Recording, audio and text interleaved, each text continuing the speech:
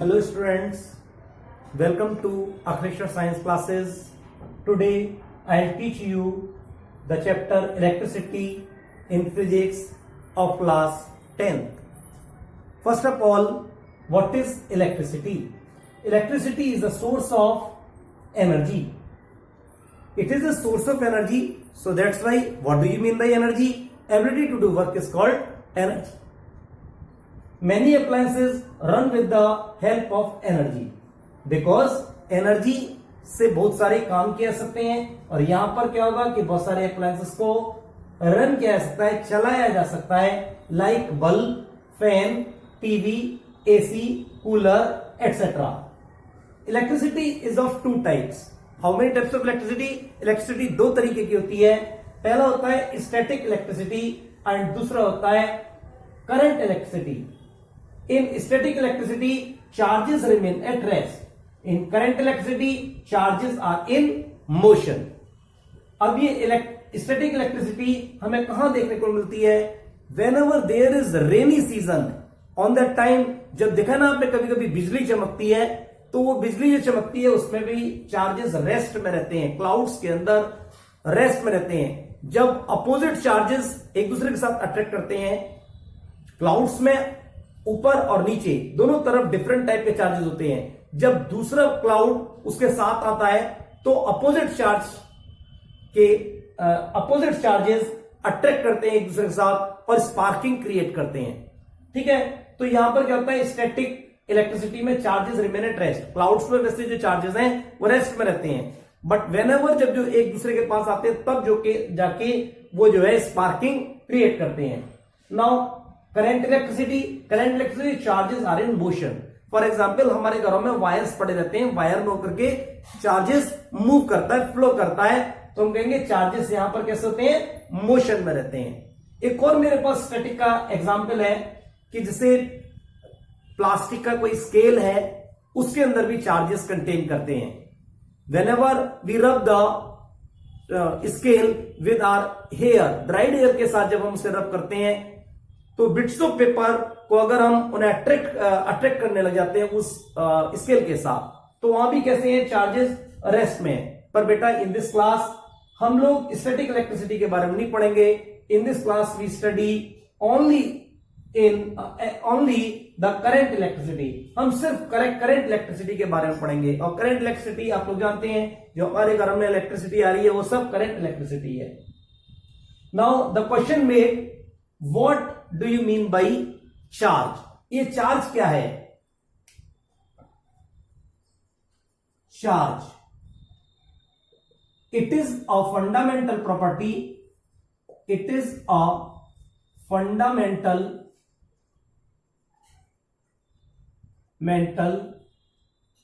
Property of matter. Current कहां होकर पास करता है? चार्जेस कहां होकर फ्लो करते हैं? इलेक्ट्रिक वायर्स में होकर के फ्लो करते हैं. यहां पर मैटर कौन है? यहां पर जो वायर्स हैं वो मैटर है. मैटर आप लोग जानते हैं, matter occupy space and having mass. आप लोग जानते हैं. तो उसके अंदर फंडामेंटल प्रॉपर्टी बताई थी कि मैटर के अंदर क्या होता है? मास होता है. What do you mean by mass? Mass आप जानते हैं, ठीक है. The quantity which is contained in the matter, that is called mass. इसी तरीके से एक और it is a fundamental property of matter. Matter की जिसे मास एक प्रॉपर्टी होती है, इसी तरीके से एक प्रॉपर्टी होती है चार्ज. मैंने चार्ज के लिए इट लिखा है, it is a fundamental property of charge. अब चार्जेस के बारे में बात आती है. चार्जेस कितने तरीके के होते हैं? चार्जेस मेनली टू टाइप्स के होते हैं. पहला चार्जेस है इसमें पॉजिटिव चार्ज, और दूसरा है इसमें नेगेटिव चार्ज.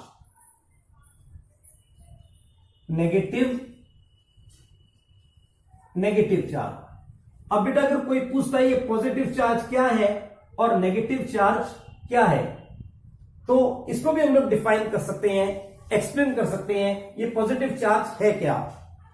वैसे हम लोगों को मेनली इसकी प्रॉपर्टीज को पहचाना है कि पॉजिटिव चार्ज की प्रॉपर्टीज यानी इसके चार्जेस की जो प्रॉपर्टीज है मेन, वो कौन सी प्रॉपर्टीज हैं. पर फिर भी मैं आपको बताता हूं ये पॉजिटिव चार्ज और नेगेटिव चार्ज क्या होता है।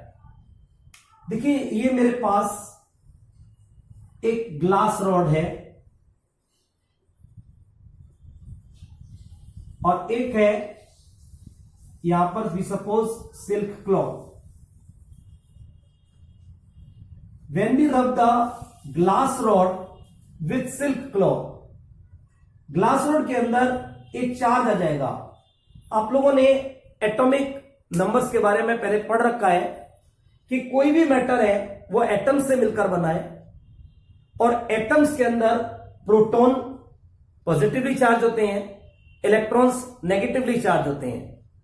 आप लोगों ने स्ट्रक्चर ऑफ एटम में पढ़ा था कि न्यूक्लियस के अंदर प्रोटॉन और न्यूट्रॉन प्रेजेंट रहते हैं और इलेक्ट्रॉन्स आउटर मोस्ट शेल में रहते हैं। तो इसलिए जब भी कोई रिएक्शन होगा, अगर रबिंग करेंगे तो यहां पर क्या होगा, इलेक्ट्रॉन्स ट्रांसफर करेंगे सिर्फ। अच्छा एक और बात बताऊं, जो नेसेंट एटम है उस एटम में इलेक्ट्रॉन और प्रोटॉन्स बराबर रहते हैं जब उसके अंदर कोई भी चार्ज नहीं होता। जब पॉजिटिव और नेगेटिव चार्ज बराबर होगा तो इसका मतलब कहेंगे हम उसके अंदर कोई चार्ज नहीं है। बट अगर इलेक्ट्रॉन्स ट्रांसफर कर जाएंगे, इलेक्ट्रॉन्स अगर मूव ऑन कर जाएंगे, एक जगह से कहीं दूसरी जगह चले जाएंगे, तो वो पॉजिटिव चार्ज हो जाएगा। क्यों? क्योंकि नंबर ऑफ प्रोटॉन्स ज्यादा रहेगा, इलेक्ट्रॉन्स मूव कर गई।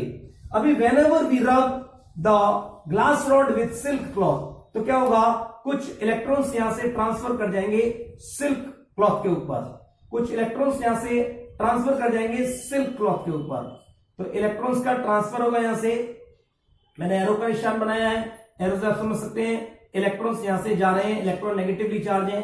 और अगर बेटा नेगेटिवली चार्ज यहां से ट्रांसफर कर जाएगा तो ये ग्लास रॉड कैसा बन जाएगा, इट बिकम्स पॉजिटिव चार्ज। ये कैसा बन जाएगा, पॉजिटिव चार्ज हो जाएगा, चार्ज्ड हो जाएगा। और सिल्क क्लॉथ के पास इलेक्ट्रॉन्स आ गए तो ये कैसा हो जाएगा, नेगेटिव चार्ज होगा। मेरे पास एक और दूसरा एग्जांपल है एबोनाइट रॉड। अगर मैं एबोनाइट रॉड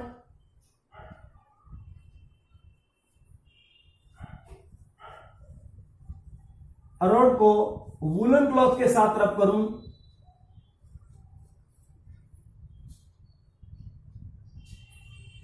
वूलन क्लॉथ के साथ रब करूंगा तो यहां उल्टा होगा।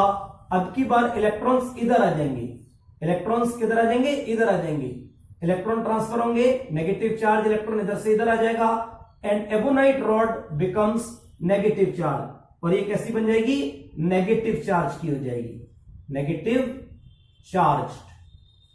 एबोनाइट रॉड कैसी हो जाएगी, नेगेटिव चार्ज। और ये वूलन क्लॉथ कैसा हो जाएगा, पॉजिटिवली चार्ज। तो हम लोग लिख सकते हैं इसको, whenever glass rod rubbed with silk cloth, glass rod becomes positively charged because some of the electrons transferred from glass rod to silk cloth. And for negative charge के लिए बोलेंगे, when we rub the ebonite rod with woolen cloth, then many of the electrons transferred from woolen cloth to ebonite rod and ebonite rod becomes negatively charged. That's clear? आपके समझ में आ गया होगा बेटा point. तो मैंने यहां पर नेगेटिव चार्ज और पॉजिटिव चार्ज के बारे में बता दिया। इस तरीके से हम लोग इलेक्ट्रॉन्स के ट्रांसफर्स होने से, रबिंग करने से हमें पता चल जाता है कि कौन नेगेटिव चार्ज का आ गया और कौन पॉजिटिव का। ठीक है, तो ये अलग अलग इस तरीके से चार्जेस आते हैं। अब इन चार्जेस की कुछ प्रॉपर्टीज होती हैं बेटा, वो प्रॉपर्टीज के बारे में मैं आपको बताता हूं।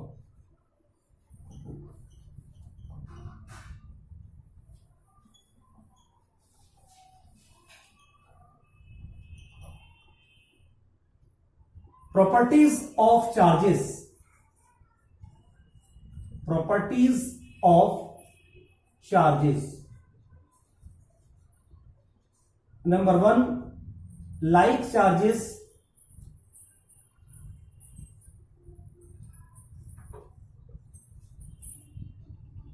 repel each other. Unlike charges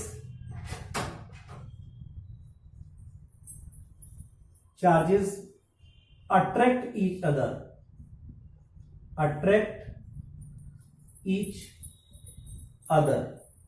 अगर हम लाइक चार्जेस को पास पास लेकर आएंगे तो रिपेलिंग करेगा, यानी दूर दूर भाग जाएगा। फॉर एग्जाम्पल मेरे पास इसके लिए एग्जाम्पल है, एक मैं बैलून लेता हूं, इन्फ्लेटेड बैलून ले लेता हूं, बैलून को अपने स्वेटर के साथ रबिंग करता हूं, फिर बैलून को दोनों को पास पास लाऊंगा, क्योंकि दोनों ही बैलून एक ही टाइप के मटेरियल से बने हैं, और जब वुलन क्लॉथ के साथ वो रब किए जाएंगे तो एक ही तरीके का, एक ही टाइप का चार्ज उन दोनों बैलून्स में आ जाएगा। तो सेम चार्जेस होंगे, सिमिलर चार्जेस, या फिर बोल सकते हैं लाइक चार्जेस। तो लाइक चार्जेस जब हम पास पास लेके आएंगे तो एक दूसरे को रिपेल करेंगे और दोनों रिपेल कर देंगे। Whenever unlike charges, for example यहां मैंने एक बताया था कि एबोनाइट रॉड है, मैं उसको रब करता हूं ड्राइड हेयर के साथ और बिट्स ऑफ पेपर के साथ उसको उसके पास लेके आता हूं, तो बिट्स ऑफ पेपर उससे अट्रैक्ट कर जाएंगे। तो इससे कहेंगे कि यानी बिट्स ऑफ पेपर के अंदर जो चार्ज था वो डिफरेंट चार्ज था और एबोनाइट रॉड से, तो वो उससे अट्रैक्ट करेंगे। तो in this way like charges repel each other and unlike charges attract each other. Unlike charges attract करते हैं। It's clear. देखिए बेटा, यहां पर मैं बात करूंगा कि हम लोगों ने 9th क्लास में एक पॉइंट पढ़ा था कि इलेक्ट्रॉन का चार्ज कितना होता है। 1 इलेक्ट्रॉन का चार्ज कितना होता है? Charge of 1 electron. अभी 9th क्लास में क्वेश्चन भी अक्सर के पेपर में आया करता है, what is the charge of electron. तो जब चार्ज के बारे में बात आती है तो हम लोग बोल देते हैं चार्ज जो है इलेक्ट्रॉन का वो नेगेटिव है, बट लेकिन ये रिलेटिव चार्ज है। इसका एक एब्सोल्यूट चार्ज और भी आपने पढ़ा होगा, जो है 1.6 into 10 to the power of -19 coulomb. इसका चार्ज कितना होता है? 1.6 into 10 to the power of -19 coulomb. ये इसका एब्सोल्यूट चार्ज है। That's clear. एक इलेक्ट्रॉन में इतना चार्ज, अगर एक इलेक्ट्रॉन ट्रांसफर यहां से किया है तो कितना चार्ज चला गया? इसका मतलब बोलेंगे हम 1.6 into 10 to the power of -19 coulomb, इतना चार्ज चला गया। अगर 2 इलेक्ट्रॉन जाएंगे तो क्या बोलेंगे? इसके साथ 2 का मल्टीप्लाई कर देंगे। 3 इलेक्ट्रॉन जाएंगे तो कितना हो जाएगा? 3 का मल्टीप्लाई कर देंगे। 4 जाएंगे तो 4 का। इसी प्रकार से charge of n electrons, n electrons का चार्ज कितना हो जाएगा? हो जाएगा n into 1.6 into 10 to the power of -19 coulomb, इतना ही होगा। अच्छा बेटा, एक और बात बता दूं मैं, ये जो चार्ज है, charge is represented by Q. Charge is represented by Q. हम लोग इसे क्यू से डिनोट करते हैं, क्यू से रिप्रेजेंट करते हैं। और इसका जो यूनिट है, ऐसा unit of charge is coulomb, COULOMB, coulomb. इससे हम लोग C से डिनोट करते हैं, C से रिप्रेजेंट करते हैं। अब यहां पर एक कूलम चार्ज में कितने इलेक्ट्रॉन्स होंगे? यहां एक फॉर्मूला हमारे सामने बन जाता है कि number of electrons Ne equals to 1 coulomb. मेरे को नहीं मालूम है, मैं 1 कूलम को लिख सकता हूं क्यू है ना यहां पे इसका क्यू। तो एक फॉर्मूला हमारे पास बन गया Ne equals to Q. That's clear. इससे हमारे पास एक न्यूमेरिकल अक्सर करके बेटा पेपर में पूछा जाता है, बोर्ड एग्जाम में अक्सर कराता है, वेरी इंपॉर्टेंट क्वेश्चन, इसको आप लोग ध्यान से समझिएगा।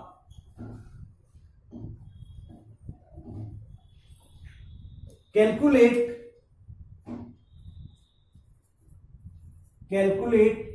द नंबर ऑफ इलेक्ट्रॉन्स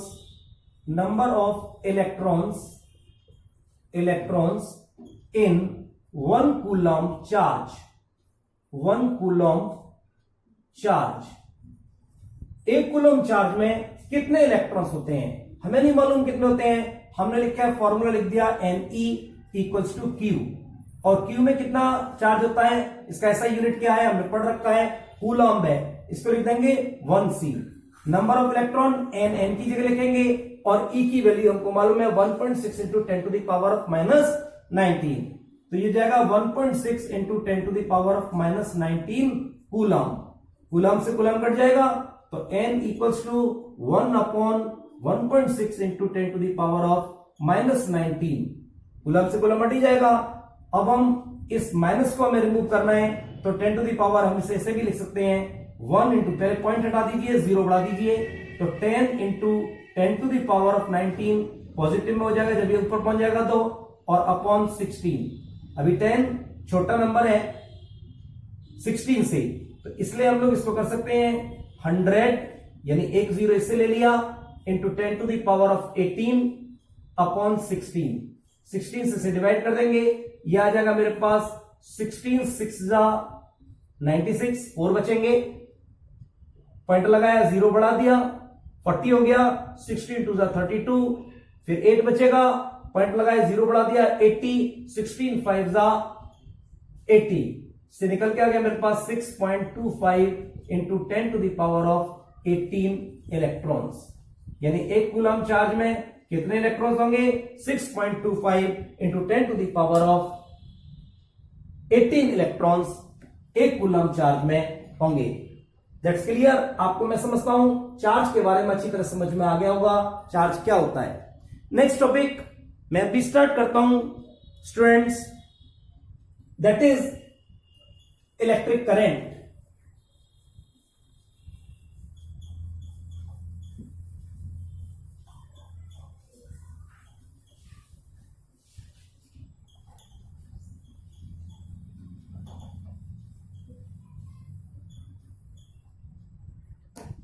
अभी हम पढ़ेंगे बेटा electric current. What is electric current?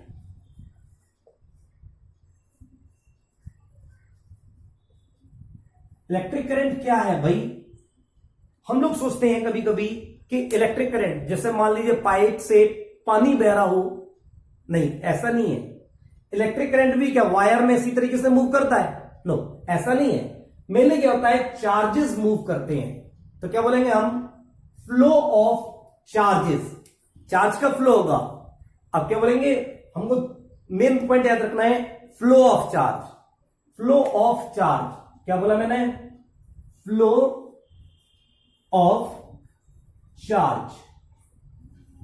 Charge का फ्लो हो गया, रेट ऑफ आगे लगा दीजिए, rate of flow of charge through the conductor, through the conductor. Conductor conductor में होकर जो rate of flow of charge है that is called electric current. शायद मैं समझता हूं इलेक्ट्रिक करंट की इससे ज्यादा इजी डेफिनेशन कोई भी नहीं है। वैसे हम और भी बहुत सारी लिख सकते हैं। हम लिख सकते हैं कि charges flow through the conductor per unit time is called electric current. एक और नई डेफिनेशन बनती है, flow of charge per unit time is called electric current. Flow of charge per unit time through the conductor is called electric current. पर लेकिन ये और भी इजी लगती है, रेट ऑफ लगा देना है आगे बस। जब भी बेटा रेट ऑफ लगा होता है तो इसका मतलब यूनिट टाइम के अंदर की बात कर रहा है कि यूनिट टाइम में कितना फ्लो हुआ चार्ज का। इसी से यहां पर क्वेश्चन बन जाता है आई से आई करते हैं इलेक्ट्रिक करंट को denote. I equals to charge का मूव हो रहा है तो चार्ज ऊपर और टाइम नीचे। That's clear. तो यानी रेट ऑफ का मतलब ये है टी, ये क्यू। That's clear. तो ये इससे आपको क्लियर हो गया, I equals to Q upon T. यहां पर हो जाएगा I equals to electric current, Q का मतलब हो जाएगा चार्ज और टी का मतलब हो जाएगा टाइम। इसी से एक और नया फॉर्मूला बन जाएगा। देखिए बेटा, जब भी कोई हमें ये तीन क्वांटिटीज हैं, तीनों क्वांटिटीज में से कोई भी 2 क्वांटिटीज दे रखी हैं, वी सपोज दैट चार्ज दे रखा है और टाइम दे रखा है, तो हम इलेक्ट्रिक करंट को फाइंड कर सकते हैं। अगर हमें इलेक्ट्रिक करंट और टाइम दिया होता तो हम लोग क्यू को निकाल सकते थे। इससे एक और दूसरा फॉर्मूला बन जाएगा मेरे पास, यहां बन जाएगा Q equals to I into T. Clear. अगर टाइम भी निकालना होता तो मैं टाइम भी निकाल सकता था, time equals to Q upon I. अभी मेरे पास एक नया फॉर्मूला बना, Q equals to I into T. और अभी मैं थोड़ी देर पहले चार्ज वाले टॉपिक में पढ़ के आए हम लोग, क्या पढ़ के आए हैं? Q equals to N E. पढ़ के आए ना। अगर हम इन दोनों फॉर्मूले को देखें तो ये वैल्यू भी Q के बराबर, ये वैल्यू भी Q के बराबर। अगर इन दोनों को हम इक्वलाइज करें तो हमारे पास एक और नया फॉर्मूला मिल रहा है। क्या मिल रहा है? N E equals to I into T.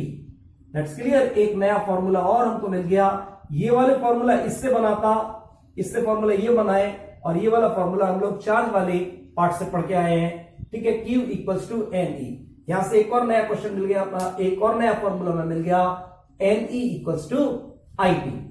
अब नेक्स्ट पॉइंट आता है SI unit of electric current. Electric current का एसआई यूनिट क्या है? वैसे इसका एसआई यूनिट देता है वो एम्पियर होता है, AMPERE एम्पियर। इसको हम लोग ए से डिनोट करते हैं भाई। कैसे डिनोट करते हैं? ए, एम्पियर से डिनोट, एम्पियर को ए से। इसकी एसआई यूनिट एम्पियर क्यों है? क्योंकि जिस साइंटिस्ट ने इलेक्ट्रिक करंट के बारे में बताया वो एम्पियर, उनको एम्पियर थे, तो उनको ऑनर देने के लिए हमने एम्पियर की एसआई यूनिट रखी। कभी कभी हमसे एक और क्वेश्चन पूछ लिया जाता है बेटा कि what is ampere, define the SI unit of electric current. अब हम इसको कैसे बोलेंगे? When 1 coulomb charge. भाई इसी फॉर्मूले से ये क्वेश्चन बना। कैसे बना? 1 एम्पियर इक्वल्स टू 1 कूलम, यानी 1 कूलम, इसका ऐसा यूनिट क्या है? कूलम। 1 कूलम चार्ज पर सेकेंड। एक सेकेंड में एक कूलम चार्ज जो मूव करता है उसे बोलते हैं हम लोग 1 एम्पियर। कैसे करके डिफाइन करेंगे? When 1 coulomb charge per unit time is called 1 ampere. लिख सकते हैं when 1 coulomb charge flows in 1 second, when 1 coulomb charge flows per unit time बोल सकते हैं, per unit time is called 1 ampere. इसी को हम लोग 1 एम्पियर कहते हैं। ऐसा यूनिट क्या है? एम्पियर है, और 1 एम्पियर में 1 कूलम चार्ज फ्लो करता है 1 सेकेंड में। That's clear. आपको मैं समझता हूं ये इलेक्ट्रिक करंट के बारे में अच्छी तरीके से समझ में आ गया होगा। नेक्स्ट पॉइंट, इस इलेक्ट्रिक करंट को हम मेजर कैसे करते हैं? Because it is a physical quantity, and physical quantity always be measured with the help of any instrument. कोई ना कोई इंस्ट्रूमेंट से ये मेजर की जाती है। कैसे मेजर की जाएगी? ये की जाती है एमीटर से। कैसे की जाती है? एमीटर। तो नेक्स्ट पॉइंट बताता हूं मैं, एमीटर। ये एमीटर क्या चीज है बेटा?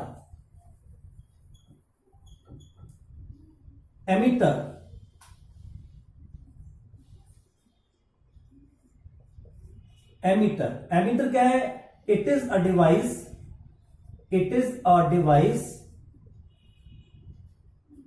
which is used to measure electric current को मेजर करने के लिए एक डिवाइस का यूज करते हैं हम, जिसे कहते हैं एमीटर। भाई एमीटर कैसा होता है? अब स्टूडेंट्स कहेंगे हमने तो ये कभी देखा नहीं। बोला हाँ तुम लोगों ने देखा है। आप लोगों ने बेटा समरसेबल देखी है। समरसेबल को जहां से ऑन करते हैं, जिसका पैनल होता है, उस पैनल के पास ये एमीटर लगा रहता है। वहां 2 मीटर लगे रहते हैं। मैं फिलहाल एमीटर के बारे में बात कर रहा हूं। एमीटर कुछ इस तरीके से होता है। That's clear. यहां पर 0 1 2 3 4 1 2 3 4 1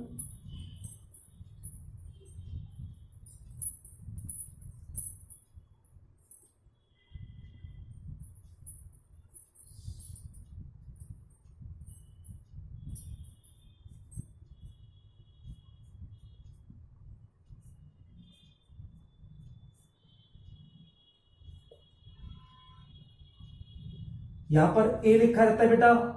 एक नीडल रहती है, वो बताती है कि कितने एम्पियर का करंट मूव हो रहा है। It is a device which is used to measure electric current. Ammeter इस तरीके का आप लोग अपने समरसेबल के पैनल में देख सकते हैं। इनकी जो वैल्यूज होती हैं वो थोड़ी कम होती हैं, जैसे 1 2 3 4 5। आप लोग अपने समरसेबल के मीटर में अगर देखेंगे तो वहां पर आप 10, 20, 30, 40 भी देख सकते हैं। ठीक है, तो एमीटर की रीडिंग्स इस तरीके से होते हैं। कभी कभी बेटा एक और पॉइंट बताऊंगा, ये एमीटर कभी कभी एग्जाम में दिया जाता है और इसका लीस्ट काउंट फाइंड करने के लिए आ जाता है। इसका लीस्ट काउंट कैसे निकालते हैं वो मैं बता देता हूं आपको। लीस्ट काउंट देखिए, यहां से 0 से 1, 1 से 2, यानी 1 1 का डिफरेंस है, तो हम यहां पर 1 ऊपर लिख देंगे और इसके अंदर 0 से 1 के बीच में कितने डिवीजन हैं? ये 10 डिवीजन हैं, तो 10 नीचे लिख देंगे। 0 से एक पॉइंट लग जाएगा, 0 टे का पॉइंट लगेगा और 0.1 एम्पियर, यानी जो इसका लीस्ट काउंट आएगा वो 0.1 एम्पियर आएगा। That's clear. अच्छा, एक बात और बता दूं बेटा मैं, ये जो एमीटर है, एमीटर का रेसिस्टेंस वेरी लो होता है। Ammeter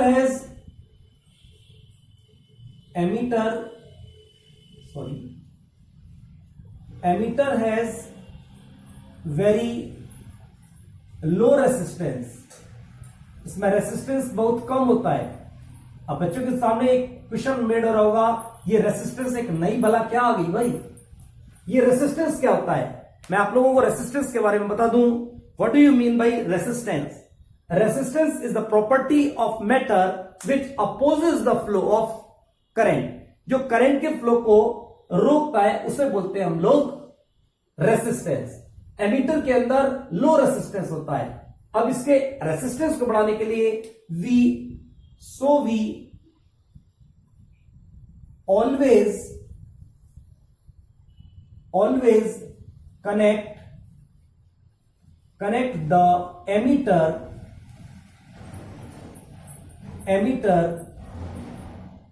in series with the circuit.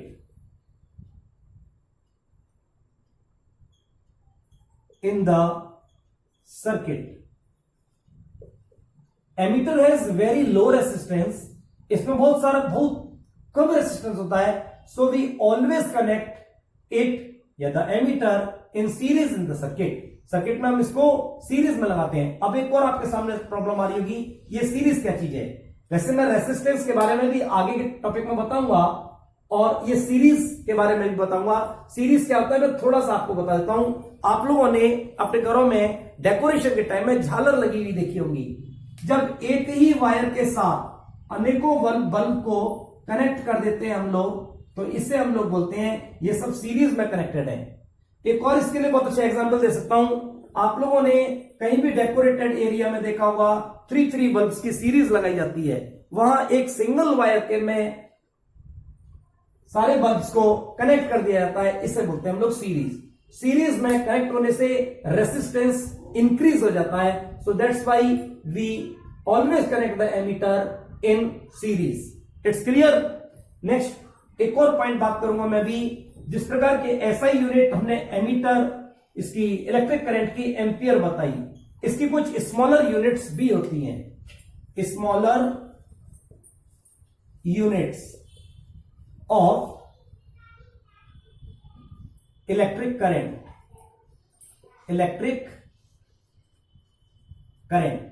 एक होती है मिली एम्पियर, इसे बोलते हैं हम लोग मिली एम्पियर। एक होती है माइक्रो एम्पियर।